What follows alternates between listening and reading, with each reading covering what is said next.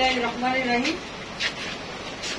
আমি প্রথমে বরিশাল মহানগর বিএনপির পক্ষ থেকে 24 নং ওয়ার্ড বিএনপি কনভেনর এবং নবগঠিত কমিটির সংগ্রামী সদস্য এখানে উপস্থিত আছেন। মহানগর বিএনপির নবগঠিত কমিটির আরেক সদস্য নুরুল ইসলাম পনির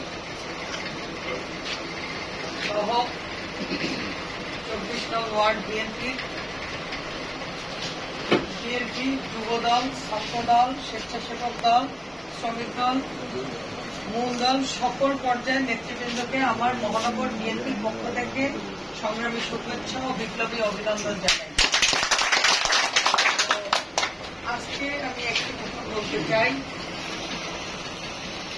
আমি আপনাদের সুবিধার্থে 24 নং ওয়ার্ড 26, 25 যে কথা উনি বলছেন অবহেলিত, ওনাকে কিন্তু নেতা বানানো হয়েছে।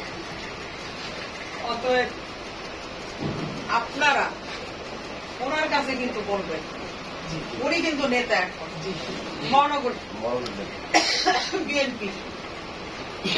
আমি কিন্তু অনেক চিন্তা ভাবনা করে ওনারা কিন্তু ওই যে অবহেলিত বিভিন্ন ধরনের বৈষম্যের শিকার, এই জন্যই কিন্তু ওনাদের এলাকায় 3 জন নেতা আসছে, একজন যুগ্ম আহ্বায়ক, 2 জন সদস্য। অতএব আমরাই অনেক কিছু করতে পারি। তারপরও আপনারা আসছেন, আপনাদের জ্ঞাতার্থে আমি একটি কথা বলতে চাই। আমি আন্দোলন সংগ্রামে যারা মাঠে ছিল, দেশনায়ক তারেক রহমান তাদের দিয়ে কমিটি করতে বলছে। আমরা সেই লক্ষ্যে ইনশাআল্লাহ 18 দিনে কমিটি করতে সাজাবো। আপনারা কষ্ট করে আসছেন।